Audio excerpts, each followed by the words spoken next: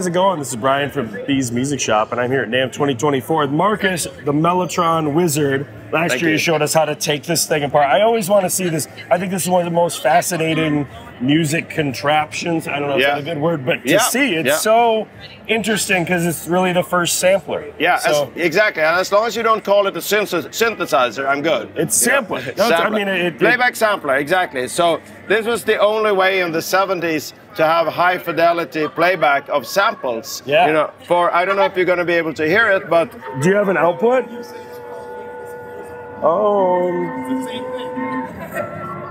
So this is a flute sound, string sound, choir sound. This was recorded on 3-track tape, and 1 tape for each key. And you can see the start of the tape up here where you attach them, right? Is that exactly what I'm that's the attachment point, and then so it's not a loop as many people think. It's a strip that has a defined start point, and then the spring pulls it back to that start point. Yeah. Because they wanted to put in samples of vibraphone, for instance, and if you would have a loop, it wouldn't know where it is. It's analog, so if you start the vibraphone and stop in the middle, it would start in the middle again, which makes no sense on a vibraphone, for instance. And like when they would create these, like they would hire a musician to come into a studio and go play me 1 note, and they would sit there and do that meticulously to get this built the way you needed it. Yeah, and they had excellent musicians. These were like studio musicians and people that played in orchestras. So they had good instruments and knew how to play it in a way that would give it a lot of character. So nice. So here we can put this aside, and here you see the 35 tape heads, and you can see here how you move the tape heads between the 3 tracks of the tape. No tricks, you just move them around. Yeah, exactly. You can even put the tape heads are all mono, so it's one. They pick up 1 track at a time, but you can place them between the tracks to have like a mix. You can hear that on "Dream On" by Aerosmith. He's moving the heads between the flute and the strings when he's recording it. So, but if these are 3 sounds. So if you wanted more sounds, like a boys' choir or viola or something else, you would do this. So this is insane to watch you do this. And so the other good thing is that it was made to be taken apart for this reason, but of course that made it also very serviceable. So all the bands like Led Zeppelin and Bowie and Yes and Genesis and all of these different bands that were using it live, it was fairly easy to fix. Wow. So here's your sample pack. So you could have as many as you wanted of these. You can even make your own sounds, send it to the Mellotron company, and they would put it on here. So in a sense, it is a real sampler. It's just very time consuming. Instead of just within a few seconds, that's another effect with the pitch. Yeah. So instead of being able to use the sounds within a second, it took a couple of months. Yeah. But there were people, Wings and Yes and Steve Hackett and a few other bands, Roxy Music, that made their own sounds. The Mellotron company put it on the tapes, and then they could, they would have it in the Mellotron. So we have a big library of sounds from those bands. And that's what you put in the ones you produce, these commercial ones that you produce now. Exactly. Those are just a few sounds in the very big library, but we have put them on some cards, yes. And it's so interesting you say it's so time consuming to do it this way, but it was kind of a time saving thing for a lot, or more economical rather than taking around an orchestra or these players. Exactly. And you could do a lot more things. I mean, if you want a choir sound, I mean, you're not talking about 1 musician, you're talking about at least 8 or so. Yes. And so it was, and also you gotta get all these different, I mean, if you say a choir, for instance, they can only, if they do 1 note, they could sing a chord, but it wouldn't be 8 voices singing that chord, because obviously. So, but here you can do that, because each note is 8 voices, so to say. So that, or like a flute. Yeah. So in a way, it's not so much replacing the musician, but it's adding to the whole way of how you can use a certain sound.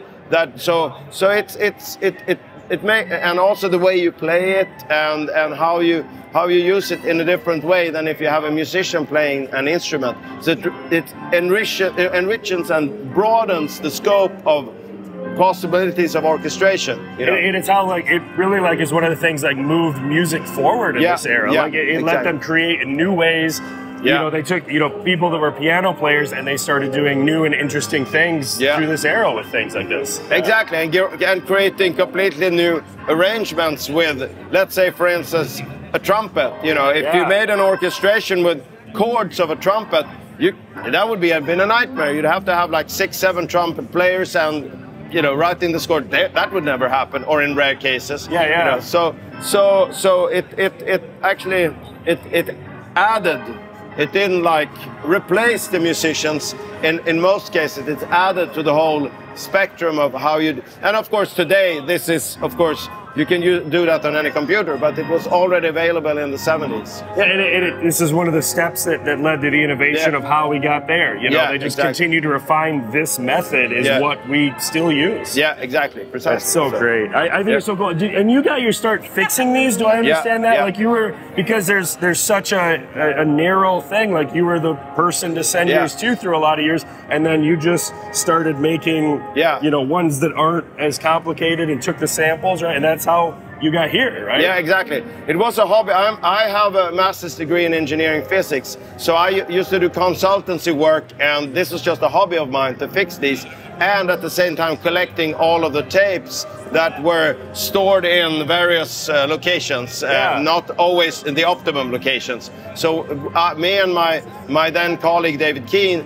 collected all of these master tapes from the Chamberlain and from the Mellotron, and just put it together in the library, just to preserve it for posterity, and also then to keep these alive. And then about 12, 13 years ago, I came out with the digital instrument when it became possible to have a high quality playback of samples without compromising in the length of the recordings or in the resolution of the sound, so to say.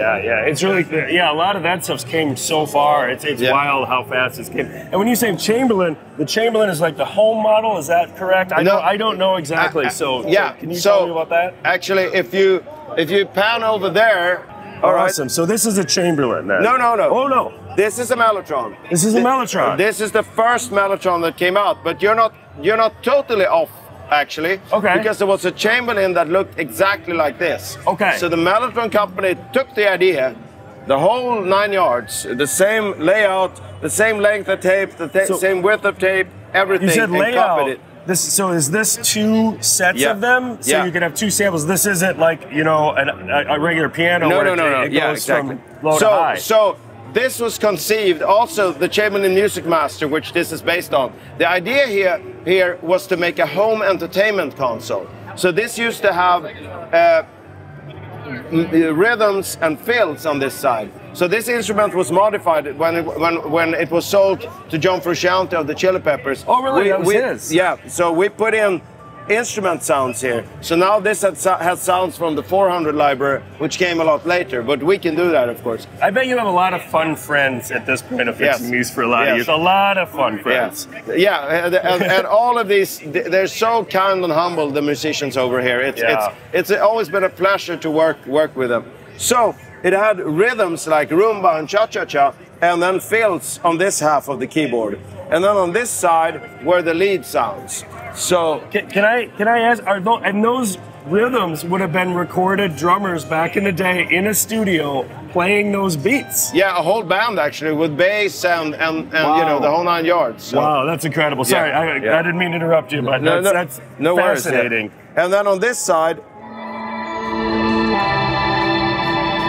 this is the classic strings from the Mellotron that everybody used. So on this side you have the lead sounds, and for instance the brass.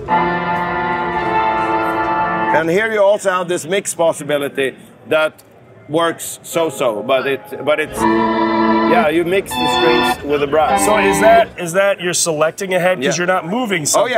Is it moving? Yep. Oh, I see that little mechanism slides back and forth there. Okay. Yeah, exactly.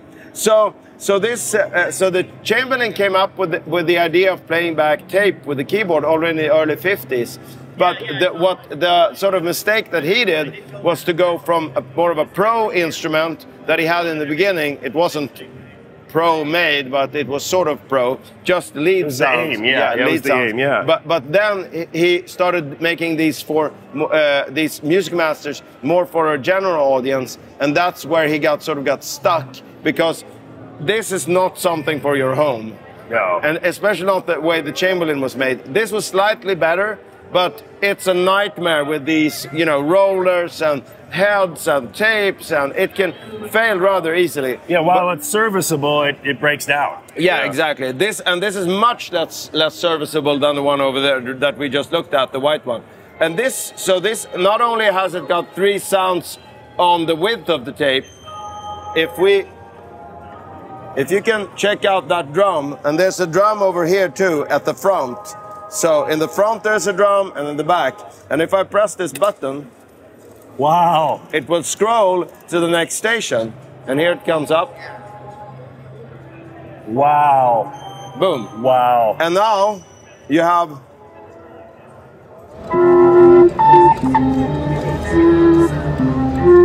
the volume is lower.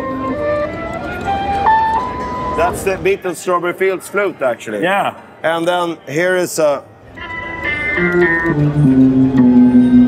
rock guitar and an organ. So there were a few useful sounds here that a lot of musicians used. And most famously, it was used by the Moody Blues for all of their orchestrations. Yeah. So Nights in White Satin is the string sound we just heard. And then, of course, the Beatles had the flute for Strawberry Fields Forever. So this got used by a lot of musicians, but it was unwieldy and big, and you know, you could, if you decided all of a sudden, well, I want a boys choir or something like that. Well, it's not so easy to change out tapes. So that's when they came up with a white. And then that was the one that people took out on tours and took places. So, but so cool. The Moody Blues, they were so early using this, so that 400 wasn't around yet, so they took this on tour. Yeah. But the Mike Pinder, the keyboard player from Moody Blues, he actually had worked for the Mellotron company, so he could help fix them. Oh, so, nice. Yeah. So just such incredible instances. I just love machines, and it's so fun to watch how our industry's developed, you know, and things like this where it just boggles your mind how they were able to pull it off with the technology they had. It's so cool. It's very high tech for being 1963 when this was originally built. Yeah. It was upgraded later at various times, but back in the 60s and early 70s, and it ended up here at Electro Studios. So actually the Doors have used this for a few demos. Oh, wow. It never ended up on the album, but I have seen some master tapes that had Mellotron, something. Read it wrong. Yeah, exactly. So, but it's I've done that before. Yeah, so it's yeah. No, so it's definitely this model because it says Electro Studios, and there were not many of these around back in these days. No. They only made about 150 all in all of these. Yeah, yeah. How many Mellotrons of those did they make? We around about 1,700 approximately. They jumped some serial numbers, but their serial numbers up to 2,000 approximately. So, so that production went on for basically 10 years, from 1970 to 1980. But I've made also analog ones that look similar to the white ones. Yeah, because you produce you still produce like a modern, but not a vintage correct replica that you sell for people to take out on tour, right? Yeah, exactly. And it looks a lot like the 400, but it has an improved tape travel mechanism, so it's easier to play. But it sounds the same, and it's got all the idiosyncrasies of the original unit, so to say. And I've made actually over 100 of those over the last over the last 20 years now. 20. Incredible. Yeah. It's so cool that like your passion for that has just allowed this to continue forward, and you know, these old machines find new life, and then you know it led to you making a tabletop version for everyone, and it's so cool. Yeah. When you play that one, it feels so neat. It feels like no other keyboard I've ever played. It just, I don't know what the mechanism you use for the key presses or something, but it just feels different to me. Exactly, and that one actually has the Mini has a mono aftertouch in it, so there you can control the volume of the notes that are being played. But that one over there that we might want to take a look at later. We can do that. Yeah, we can do it. That has poly aftertouch. Okay. And it has an original wooden keyboard. Okay. Yeah. So it feels even more like the original. Exactly. And the poly aftertouch is something that's very unusual. Precise. Oh yeah, it's connected to the speaker. So yeah, we can. So this is the Mini. Just real brief. It has. I'm gonna set my little thing right here. So you have by pressure. Yeah, that's what I felt. It's like a touch. And how did that function was available on those? Did that like press the tape harder against the head? Exactly. If you had a really well-adjusted Mellotron, you can do that. But especially on the later versions of the Chamberlain, you had this. And I was watching this in the late 90s when people like John Bryan and Patrick Warren were using these more tabletop Chamberlains that had also tapes in them, that you would have this poly aftertouch effect that they used in a very creative way. So that was that intentional or just a side effect of how it was built? Yeah, just a side effect. That was just incredible. Very unintentional, so to say. So I can show you the one over here. Yeah. This is our biggest model, the M4000D, and that has our own keyboard with wooden original Mellotron keys and a magnetic detection system that gives you. Let's get it suitable. Maybe the cello. So this has also aftertouch or pressure, but here it is. Here it is poly pressure. So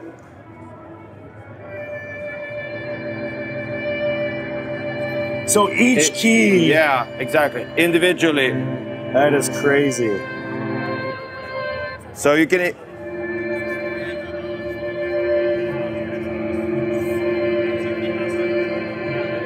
I'm not a keyboard player, but if you master this technique, you get it really like a very expressive response from it, so to say. So you're not a keyboard player. Are you just like an engineer who loves machines? Yeah. Oh my God, I'm the same way. That's why I fix so many musical instruments. I love tearing them apart, and it's so fun. Yeah. And they're puzzles. Yeah, and, exactly. And some of them I think are just so fascinating, like the Mellotron. They're just such a cool exactly. thing. And that's I came into this through Prog music actually. When I was like 13, 14, I started listening to all these prog bands like Yes and Genesis and Rick Wakeman's early albums, and I was always fascinated by the sound, but I thought that it was a big synth, you know. You would see these modular synths, and I thought that was how you created these sounds back when like I said, when I was that age. But a few years later, I came across a guy that had a band that was making this kind of older prog music, and he told me what it was. And that, of course, when I saw it, it just all made sense, because I had toyed around a little with a rather advanced synth that a friend of mine had, and we could never get anything close to like this was a Korg PS3100, so it was kind of advanced, and it had like a preset chart for choir, and we would sit there and fiddle and fiddle and fiddle, could never get even close. But it wouldn't even sound like a voice. I mean, it's like those old preset organs that has like strings, and you press a button, and it's just like sounds like just like a wave organ that they tweaked a little bit. So, but then of course with the Mellotron, you just turn the switch and boom, it's right there. You got somebody from the London Symphony Orchestra hitting a note or somewhere. You know, exactly, it's incredible. So you really have something that sounds like a choir, you know, and this lush orchestrations with the strings and all that. And then, of course, I understood what was going on. And you could also often see in the credits of the albums that they credited Mellotron. Yeah. And then that all fell into place for me, so to say. It's incredible how they would work with the artists to build all that stuff and put them on tapes. Because these frames had to be delicate to put together back then and build. It was very expensive. It was around about $3,000 in 1973, a Mellotron with one tape frame. Wow. So that was a lot of money. So what is this? Is this tape as well? Or No, this just looks totally different than anything else here. So this is an Optigan. So this is the other way of having samples back in the 70s. So this is all. Oh my God, that is incredible. So it was recorded on, you know, these are the wave files, and then there's an optical detector that senses the different sounds. So you can see here, that is probably a bass drum going boom, boom, you know. Wow. And it's a lamp, and then there's an optical detector for each and every one of these tracks. So there's like almost like a record player in here, or? Yeah, it is. It's in a way, but it's optical. But it shoots through. Yeah. So yeah. Let's put this. Remove that a little bit. We might be able to hear it. It's kind of quiet.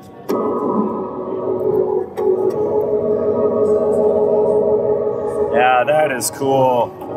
So this is like the organ sound in there, and then. Wow. So these are the rhythms that are also recorded on that disc. So that's how this was made by Mattel, actually, and this is kind so of Barbie funded this. Barbie and this exactly. the forerunners of sampling and Barbie dolls. So we really need a movie to come out about exactly. this now. Exactly. That's what the next thing that Hollywood should do. And a movie about the Optigan. And then there was a pro version called the Orchestron that had only flute and strings, and that, for instance, Kraftwerk used live. They used the Mellotron in the studio, but live they took this on the road, or the pro version, the Orchestron. So was it hardier, or was that, why would they take it? They just... Yeah, I mean, it's just lighter, and it's tabletop. This is just floor standing because of the speaker. Many of the Optigons were just tabletop, so to say. Wow. So it was less fragile, and it's easier to change out sounds. You know, you can just pull out and push in another one. Of course, you only had one sound at the time, but it was easy to change. Yeah. So you had these packs that people could buy. That is awesome. Yeah. Latin Fever. Yeah. Of course, 3/4 time. Yeah. You can cha-cha. Yeah. So they sold them in packs like this with different rhythms and so forth. So that's fascinating. So this is probably pretty successful in the day, and it's a good way of actually doing this in a way better than the Mellotron, so to say, because it's so easy to change out the discs. And for home entertainment, you don't need the kind of fidelity you have on in a Mellotron. So did you use some of these samples in some of your digital? Yes, we have a sound card. Sound card 4 has all of the discs for this instrument and for the Orchestron. And then there was another one called the Chilton Talentmaker, which is very rare. But we have all of those sounds too. So have you found all the frames, you think? I mean, are there some out there you're still chasing, or? No, we found all the discs for this. For this and the Mellotron? Have you found... I mean, is there any that you haven't been able to locate, or? No, we have all of the master tapes for the Mellotron. This was already collected by my colleague back then, David Keane, who did the groundwork for all of this. And we still collaborate on projects, but I took over the company in 2001 approximately. Okay. So, but he did all the groundwork. I found later in the early 2000s, I found more tapes of the Chamberlain tapes especially, but we now have all of the masters that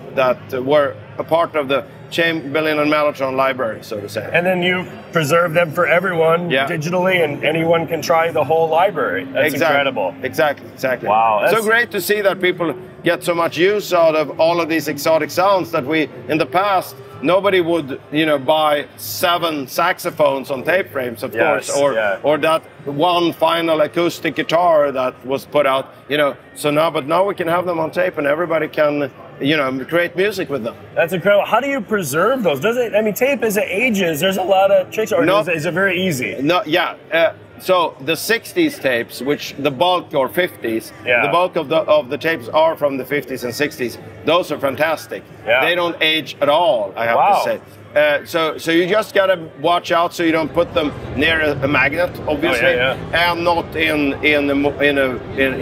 where there's moisture and stuff like that. But otherwise, they last forever. They were full track recordings on Agfa tape, and hold up basically forever. Nice. Yeah. Well, that's good to hear. Well, it was the tapes in the 70s that had some problems. Is that the ones? Yeah, I've heard people say that some degrade over time, or they shred, and I didn't know if those, if you were having to really keep an eye on them. So we have a few masters like that, but you can bake them and then you play them back, and that works fine. You know, it's just a problem that the magnetic material, the oxide, attracts moisture on those tapes, and that's what causes the problem. But if you bake them and play them off, then you're fine. And if you need to play them off again, you just bake them again to remove the moisture. So if you know what you're doing, it's not that hard. That's incredible. Well, hey, Marcus, I super appreciate you talking to us. It's always so fun to go down like such a fun rabbit hole with something you're so passionate about. Thank you. You just make me want to play the Mellotron every time I talk to you. So great. Thank you so much. Nice talking to you. Thank you.